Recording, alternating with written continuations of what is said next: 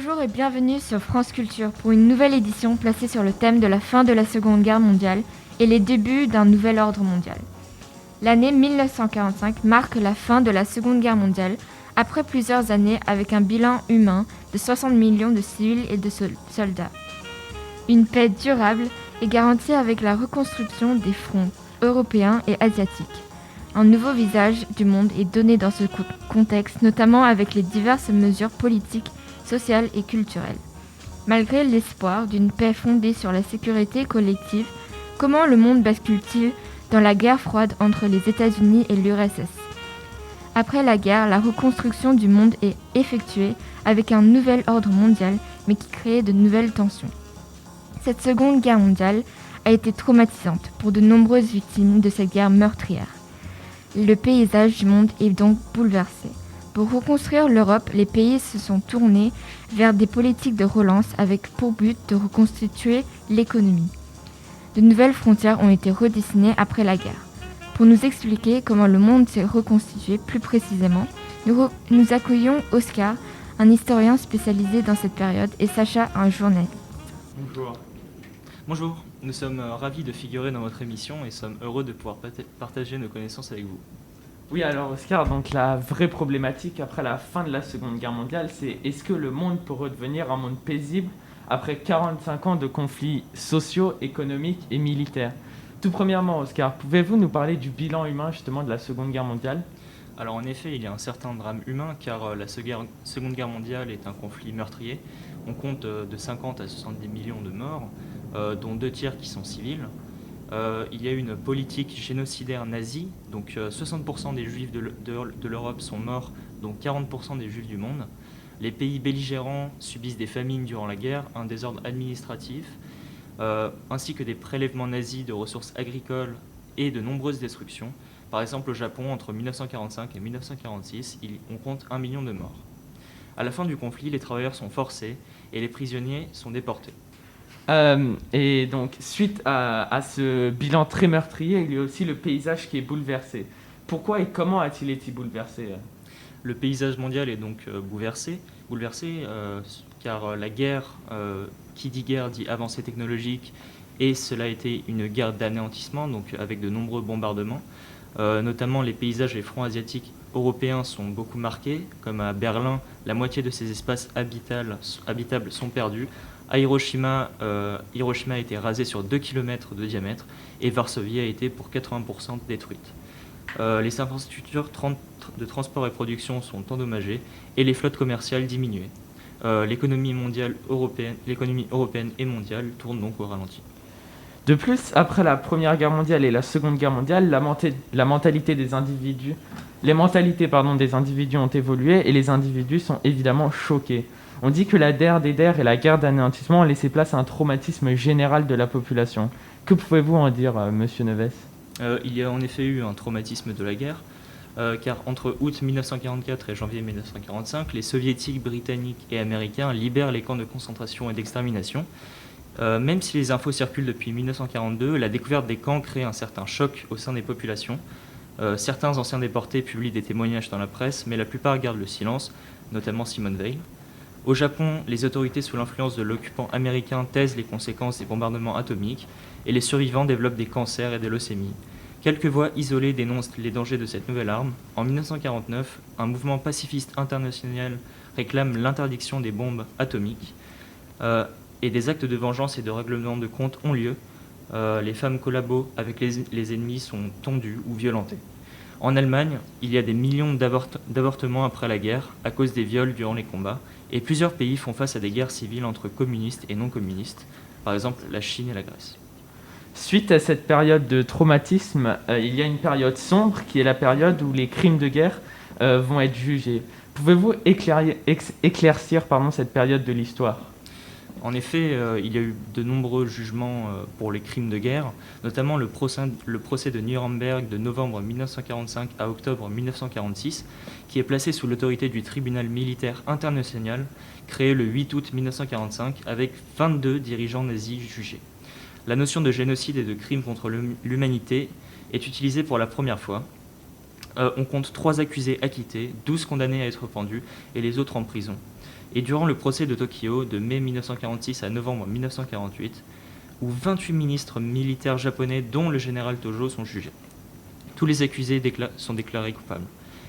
Et les Alliés tentent de dénazifier l'Allemagne, ce qui est une opération donc difficile, et de nombreux dirigeants nazis ont fui le pays. Alors bien évidemment, comme vous l'avez expliqué, cette guerre a eu de lourdes conséquences humaines, environnementales et économiques. Cependant, les pays belligérants souhaitent se reconstruire pour sortir de cette misère. Comment est-ce que ça s'est passé et justement, qu'ont fait les gouvernements pour revenir à une situation qui ressemble la plus à celle d'antan avant les guerres, Oscar ? Alors en effet, on essaie de reconstruire l'Europe avec notamment de nouveaux gouvernements, comme par exemple l'Est-URSS qui influence leur choix, sauf la Yougoslavie de Tito. Et à l'ouest, les démocraties sont rétablies.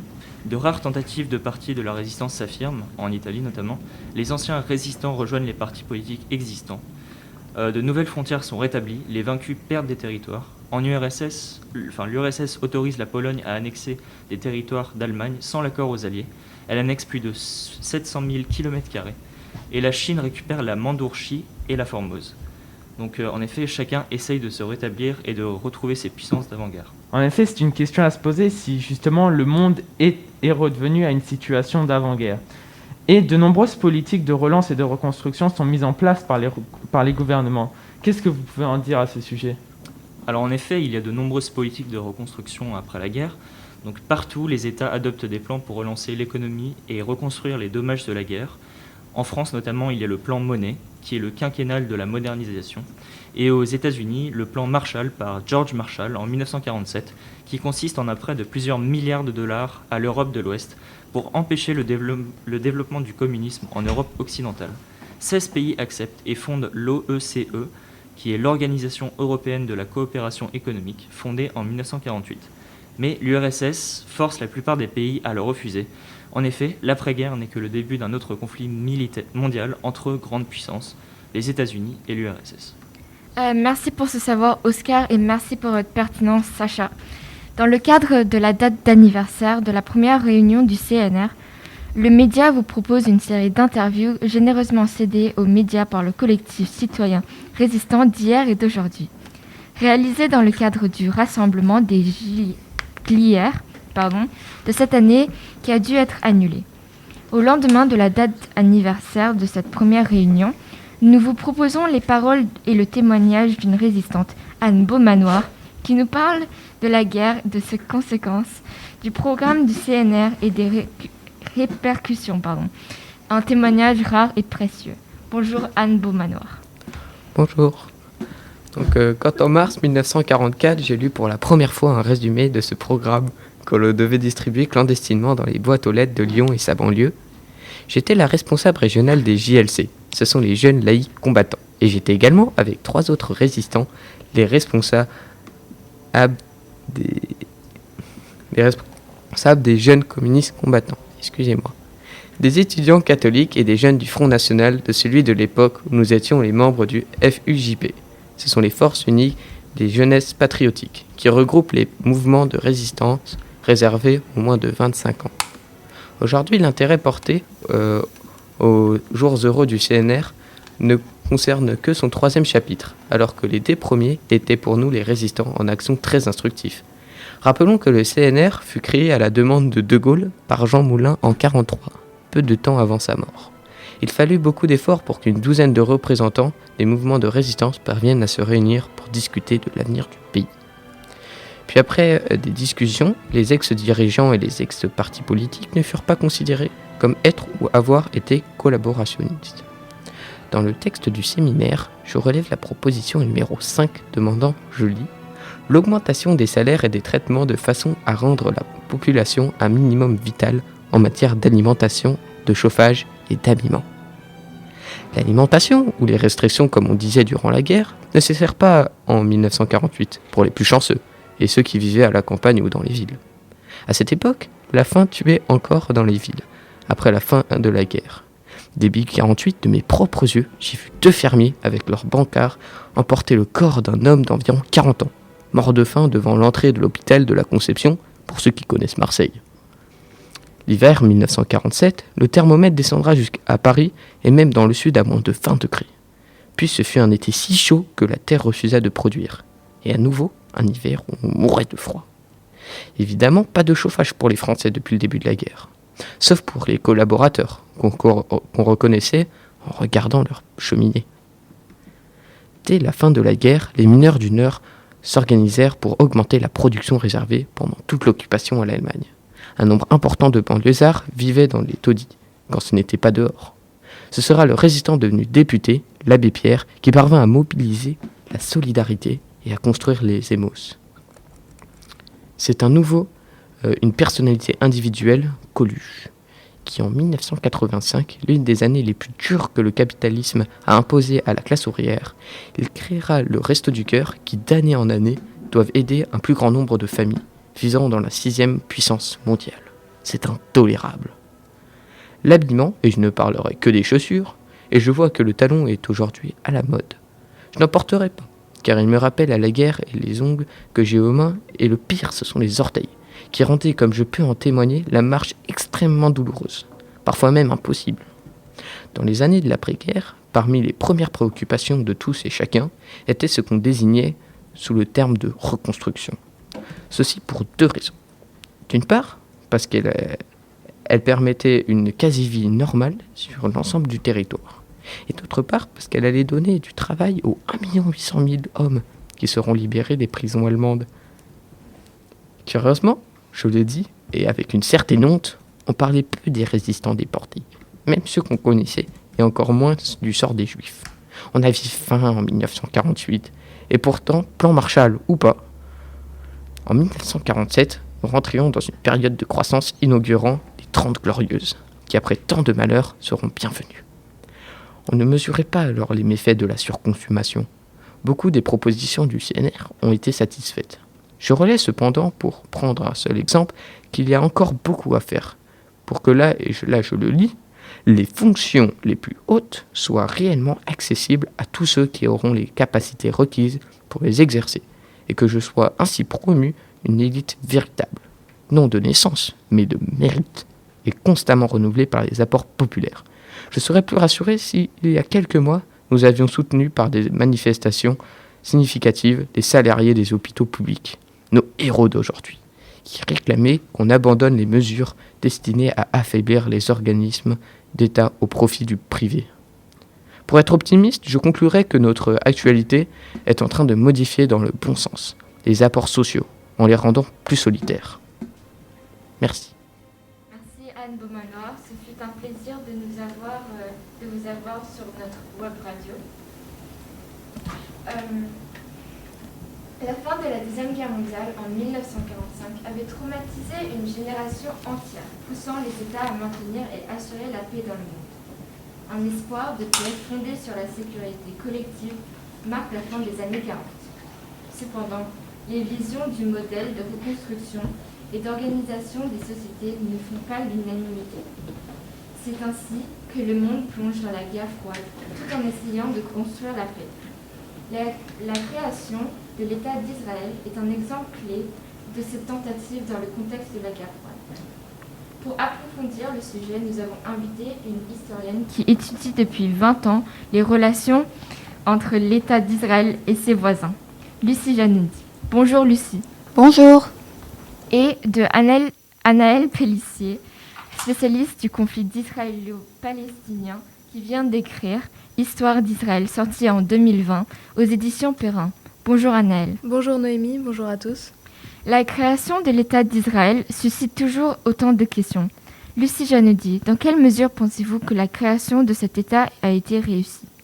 Alors, avant de répondre à cette question, il faut tout d'abord définir ce que l'on entend par réussi. La création de l'État d'Israël avait été accordée dans l'optique de protéger les Juifs de l'antisémitisme profond que l'on a pu observer malheureusement lors de la Seconde Guerre mondiale. Je pense que pour savoir si quelque chose est réussi, il faut prendre en compte les buts qui avaient été mis en place lors de la création et de son impact sur le long terme. Avec du recul, quelles décisions peut-on critiquer avec les nouvelles connaissances que nous avons ? Je pense qu'Anaëlle serait d'accord avec moi. Il faut prendre en compte la temporalité des événements pour pouvoir les analyser correctement. Oui, tout à fait. Il faut prendre en compte le contexte dans lequel des décisions ont été prises et le nuancer avec des connaissances que nous avons acquises a posteriori. J'ajouterai aussi la prise en compte des traditions et des habitudes anciennes, comme on peut l'observer avec la terre promise juive, pour apporter plus de clarification au comportement de chacun. Il faut ainsi mobiliser le contexte, les événements et les conséquences d'une action pour tenter d'expliquer et d'analyser sa réussite. Anaëlle, quel axe expliquerait la réussite ou non de la création de l'État d'Israël ? C'est une question très large. Je pense que pour tenter de savoir si la création de l'État d'Israël est réussie, il faut majoritairement se concentrer sur les événements qui ont entraîné sa création. Pour cela, il faut se pencher sur la question du sionisme. Le sionisme, c'est une idéologie, un mouvement politique qui se développe en Europe à la fin du XIXe siècle pour réunir la diaspora juive dans un État souverain pour en faire une nation. Cette envie s'est accentuée à la suite de persécutions, notamment à partir de l'assassinat du tsar Alexandre II, qui avait entraîné des violences contre les juifs en Russie. La création d'un État juif semble être la seule solution pour mettre fin à l'antisémitisme, de plus en plus présent en Europe. En 1917, Chaim Weizmann, le président de l'organisation sioniste mondiale à partir de 1920, obtient la déclaration de Balfour, dans laquelle les Britanniques leur avaient promis le territoire. Cette déclaration a permis à plus de 550 000 juifs d'arriver en Palestine entre 1880 et 1940, mais le territoire ne leur a pas été donné jusqu'en novembre 1947. Suite à l'horreur de la Seconde Guerre mondiale et des impacts dévastateurs du régime nazi, les Britanniques ont confié leur mandat sur la Palestine à l'ONU, qui a créé le plan de partage cette année-là en 1947. Donc si l'on regarde cet aspect, l'objectif était de protéger les Juifs en leur attribuant une nation qui serait aussi juive que la nation française et la nation britannique, comme l'avait dit Chaim Weizmann. Cette opération fut une part réussite puisque les Juifs sont protégés de l'antisémitisme dans leur État. Lucie, aurais-tu quelque chose à ajouter ? Je pense que lorsque l'on évoque le sionisme, il faut à tout prix évoquer Theodor Herzl. Il peut être considéré comme le père du mouvement sioniste. En effet, il était présent lors de la montée de l'antisémitisme et notamment de l'affaire Dreyfus. Il utilisait des voies diplomatiques pour obtenir des droits souverains. Cela étant ajouté, je suis d'accord avec cette partie d'analyse. J'insisterai peut-être sur le caractère de la création de paix. On vient à peine de sortir de la Seconde Guerre mondiale. Si l'on reprend la question, la création de cet État a-t-elle été réussie ? Sur la question de protection, on pourrait dire oui, mais on pourrait prendre l'axe de la paix. La tentative de paix par la création de l'État d'Israël a-t-elle été réussie ? Je pense que l'on aurait une différente conclusion. Nous savons aujourd'hui que la création de l'État d'Israël a eu un impact majeur dans le Proche-Orient. Par exemple, on pourrait montrer la limite des tentatives de paix lors des créations et des distributions des nouveaux territoires avec la première guerre israélo-arabe du 15 mai 1948 jusqu'en 1949. Le partage du territoire pour les Juifs a été refusé par les représentants arabes. Dès le lendemain de la proclamation de l'État d'Israël, tous les pays aux alentours se mobilisent pour détruire l'armée, perçue alors comme jeune et faible. Les peuples arabes qui se mobilisent regroupent les Palestiniens, les Égyptiens, les Syriens et les Jordaniens. Alors oui, au départ, l'armée israélienne est débordée et le territoire des Israéliens est grignoté. Mais après quelques mois, Israël retrouve les territoires perdus et étend même la surface qu'ils avaient auparavant à 6 000 km². 350 000 Palestiniens ont fui le territoire de l'ex-Palestine. D'ailleurs, ils nomment cette guerre la Nakba, la catastrophe, alors que pour l'État d'Israël, cette guerre est perçue comme sa guerre d'indépendance. Israël gagne en légitimité militaire face à ses voisins. Je pense donc, si l'on prend en compte la création de paix comme critère pour juger si la création de cet État a été une réussite, on en arrive à une conclusion assez claire. La création de l'État d'Israël a été un tournant majeur au Proche-Orient et cela a créé de nouvelles rivalités et de nouvelles alliances. Merci Lucie.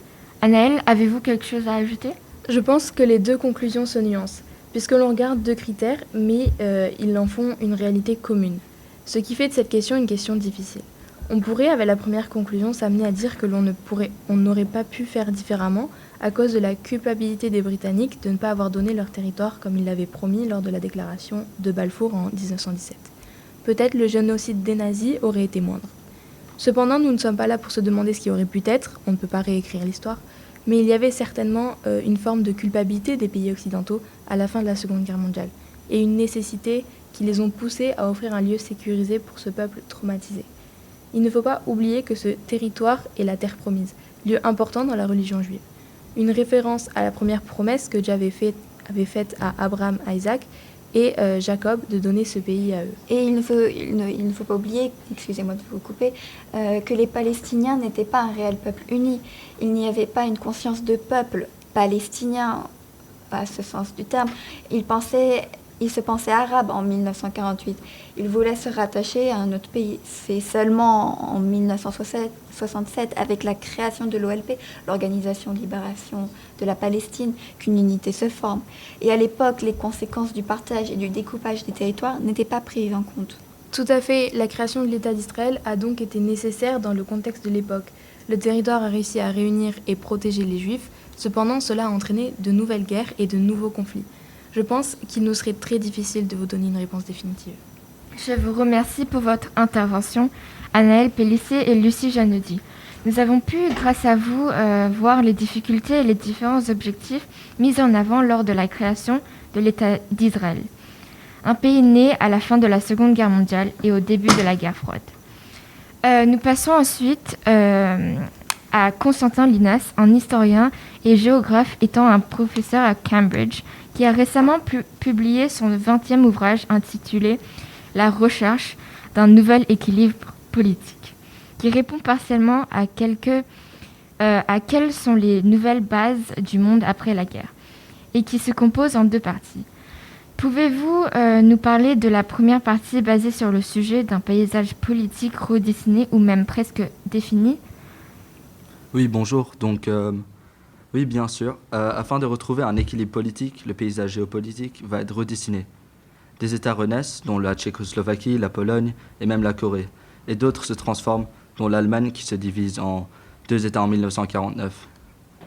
Des nouveaux régimes s'instaurent. En Chine, le Mao Zedong proclame la naissance de la République populaire de la Chine en 1949, à l'encontre du gouvernement officiel chinois qui est dirigé par Chiang Kai-shek et le Parti nationaliste. Donc le gouvernement officiel va accueillir ces réfugiés à Taïwan. Il y a des États colonisateurs qui sont affaiblis par la guerre. Il existe aussi une explosion au niveau des guerres d'indépendance, dont la guerre d'Indochine française, qui commence due à la proclamation de Ho Chi Minh, mais il y a aussi des mouvements d'émancipation qui avaient commencé avant la guerre et qui s'aboutissent à l'indépendance de certains États, dont l'Inde en 1947. Ce contexte de guerre froide mène à la création d'alliances défensives afin d'éviter d'autres guerres. Une alliance de défense bien connue est l'OTAN du côté occidental, mais il y a aussi un pacte de Varsovie dans la sphère communiste, et il existe d'autres alliances qui mêlent des objectifs politiques et économiques tels que la CECA, marquant un début à la construction européenne. Merci beaucoup pour ce résumé personnel qui me permet à mieux comprendre votre point de vue. Votre seconde partie se base sur une paix durable qui est favorable grâce à l'Organisation des Nations Unies. Pouvez-vous nous en parler ? Oui, donc en effet, rien n'aurait pu avoir lieu sans l'ONU. Donc il y a l'ONU qui est officiellement fondée le 26 juin 1946 à la conférence de San Francisco. La charte de fondation va énoncer deux objectifs. Donc il y a maintenir la paix et bien sûr étendre la démocratie. L'ONU va apprendre des erreurs qui ont été commises par la SDN, car la SDN fonctionnait à l'unanimité, de ce qui l'amène à se retrouver en situation de paralysie. Donc pour cela, l'ONU a décidé d'avoir les 4 grands vainqueurs de la guerre, dont l'URSS, les États-Unis, les Royaumes-Unis et même la Chine. Donc, comme membre du Conseil permanent, ayant le droit de veto. La France a obtenu ce droit de justesse grâce à Churchill. Donc, une prochaine étape est de rendre cette organisation internationale durable, donc la pérenniser. En 1948, sont adoptées la Déclaration universelle des droits de l'homme qui suit la Convention du génocide. Dès 1955, l'ONU autorise tous les États souverains de pouvoir devenir membres de l'ONU et a des hautes attentes pour le futur de cette organisation face à des immenses défis. Merci Constantin. De nouvelles tensions apparaissent et marqueraient plus tard le début de la guerre froide. Bonjour Paul, vous êtes un historien spécialisé dans le XXe siècle, dont la guerre froide, c'est bien cela ? Bonjour. En effet, je suis un historien et j'ai tout récemment écrit une œuvre parlant de la guerre froide qui s'appelle 47-91, la guerre froide. Aujourd'hui, je voudrais vous parler du déclenchement de cette période. En tant que spécialiste, pouvez-vous nous dire pourquoi il y a des tensions avec l'URSS ? Alors, en URSS, on assiste à une montée de prestige de l'armée rouge, donc de l'armée soviétique, qui a gagné beaucoup de prestige, comme je l'ai dit, suite à la lutte contre les nazis. Et celle-ci a donc pour ambition de prendre le contrôle de l'Europe de l'Est en y instaurant des régimes communistes. Mais le Moyen-Orient aussi est visé. Par exemple, si l'on prend le cas de l'Iran, cela permettrait d'assurer de grandes réserves de pétrole à l'URSS, tandis que si l'on regarde sur un planisphère, la Turquie, quant à elle, assurerait un accès à la Méditerranée et à la mer Noire. Et de quand datent ces tensions entre les États-Unis et l'URSS ? Alors, les tensions entre l'URSS et les démocraties de l'Occident apparaissent bien avant la Seconde Guerre mondiale, apparaissent avant la fin de la Seconde Guerre mondiale, donc dès 1943, et on peut comprendre la montée des tensions suite à cette Seconde Guerre mondiale, puisque l'URSS organise des élections truquées, ainsi que des coups de force, afin d'y instaurer des régimes communistes, comme dans les pays baltes de l'Europe de l'Est, donc l'Estonie, la Lettonie et la Lituanie. Et c'est en 1946 que Churchill emploie l'expression d'un rideau de fer tombé sur l'Europe, afin de désigner la mainmise de Staline en Europe. Vous précisez dans votre œuvre qu'en 1945, se sont tenues 2 conférences, celle de Yalta en février et celle de Potsdam en juillet. Ont-elles joué un rôle majeur ? L'URSS prend évidemment de l'influence sur l'Europe de l'Est suite à ces 2 conférences, donc d'abord à la conférence de Yalta en 1945, car Staline ne cache pas du tout son envie de puissance sur l'Europe. Il insiste d'ailleurs pour garder par exemple une partie de la Pologne annexée. L'URSS gagne encore plus de territoire lors de la conférence de Potsdam en juillet de la même année, qui d'ailleurs crée la séparation de l'Allemagne et de l'Autriche, puis la division de ces territoires en 4, donc entre la France, le Royaume-Uni, les États-Unis et l'URSS. On va commencer à parler du quadripartisme de l'Allemagne. Mais on assiste également à la création du ministre des Affaires étrangères, qui est supposé atténuer les tensions entre ces pays, tandis que des pays comme le Royaume-Uni et les États-Unis s'opposent fermement à l'expansionnisme de l'URSS. Ensuite, vous nous parlez de la doctrine Truman. Il s'agit de la réponse américaine face à cet expansionnisme. C'est bien cela ? En effet, donc, la doctrine Truman, qui a été présentée par Harry Truman en 1947, vise à s'opposer à l'oppression soviétique et à sa politique d'endiguement, ou qu'on peut aussi appeler containment. Donc celle-ci, la doctrine Truman, est inspirée de George Frost Kennan et sert à fournir une aide financière et militaire aux pays qui sont victimes de l'expansionnisme de l'URSS. Mais les États-Unis aident également les pays du Moyen-Orient, comme la Turquie et l'Iran que j'ai cité plus tôt, et luttent contre l'espionnage soviétique. C'est d'ailleurs à ce moment-là que la CIA devient le service de renseignement. C'est donc vraiment la fin de l'isolationnisme des États-Unis, qui ne cherchent plus à s'isoler des conflits d'Europe, mais qui s'engagent pleinement dans ces litiges. La fin de l'isolationnisme des États-Unis n'est-elle pas restée sans réaction de la part de l'URSS ?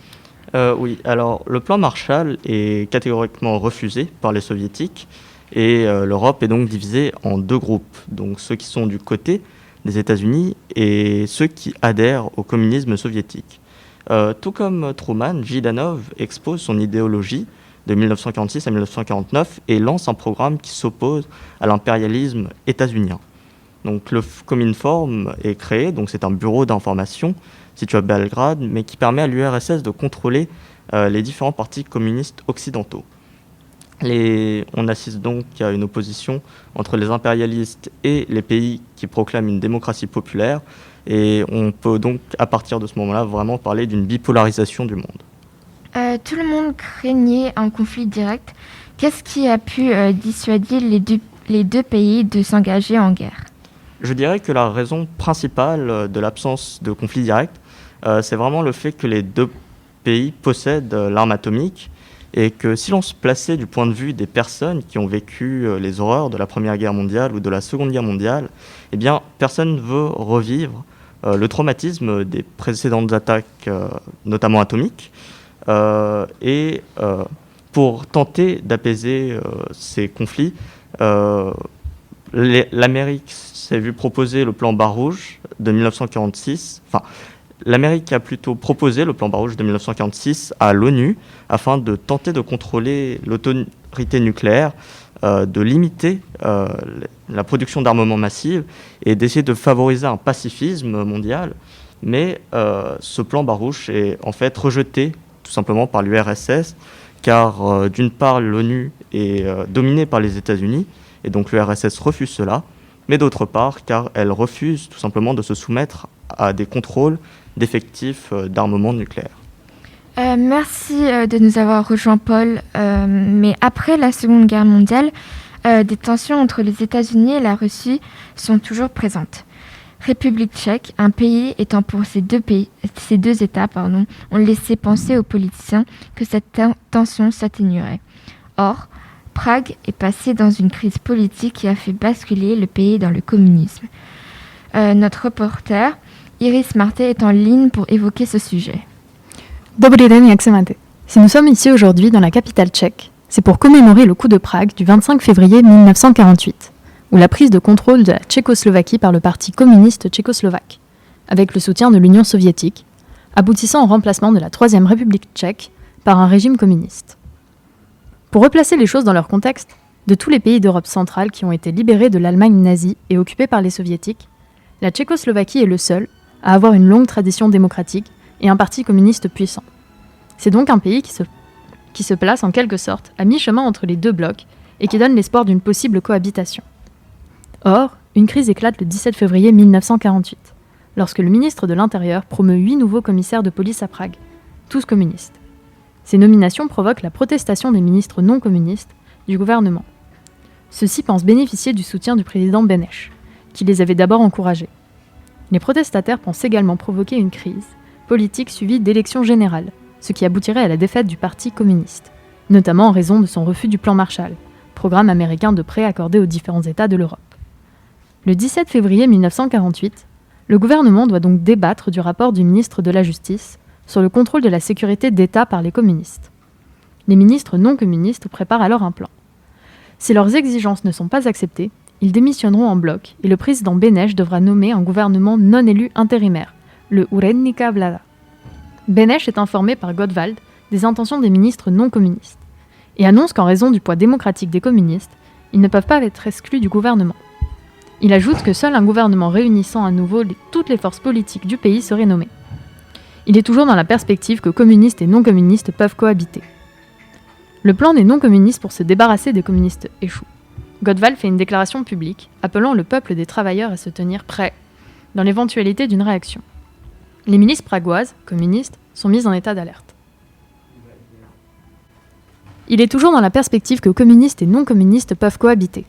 Le plan des non-communistes pour se débarrasser des communistes échoue. Gottwald fait une déclaration publique appelant le peuple des travailleurs à se tenir prêt dans l'éventualité d'une réaction. Les milices pragoises sont mises en état d'alerte. Le 18 février 1948, la réunion du Front National se déroule sans les ministres non communistes qui la boycottent. Le parti socio-démocrate veut apaiser la situation et le conserver. Le président Beneš négocie avec les membres du Parti national tchèque et il aurait à ce moment été informé du plan de démission collective des ministres non communistes, ce qu'il démentira par la suite. Le lendemain, les événements des 2 jours précédents se répètent plus ou moins, à ceci près que la menace de démission collective des ministres non communistes est officielle et transmise au président. Le 20 février, seuls les communistes et sociaux-démocrates assistent au Conseil des ministres.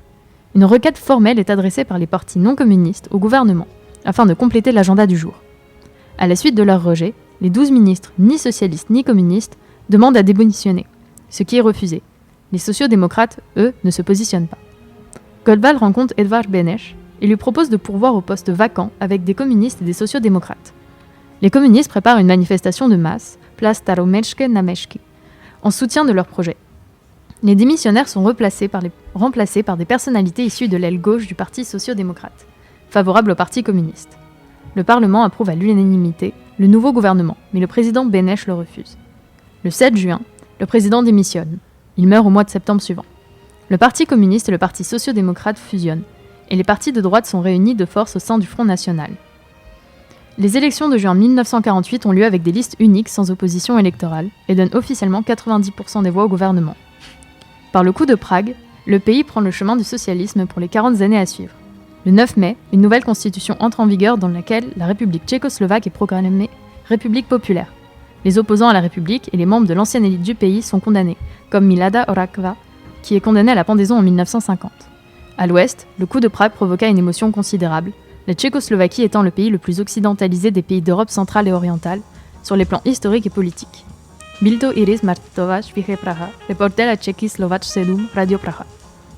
Merci Iris, et ceci marque la fin de cet épisode sur France Culture. Merci à tous pour votre participation. À la prochaine avec un épisode sur l'impact politique du Covid-19.